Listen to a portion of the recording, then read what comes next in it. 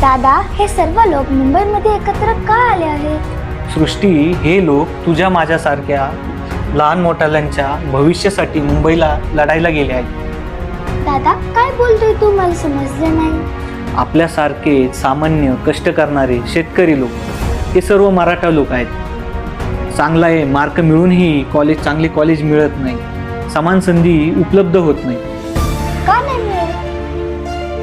काही ठिकाणी त्यांना समान संधी मिळत नाही व ती समान संधी मिळावी म्हणून ते सरकारला सांगत आहे. हा लढा आरक्षणाचा आहे. आता त्यांना आरक्षण मिळेल का? हो, हीच त्यांची मागणी आहे. सर्वांना एकत्र घेऊन काही धिंगाणा न करता ते मुंबईमध्ये शांतपणे मोर्चा करत आहेत.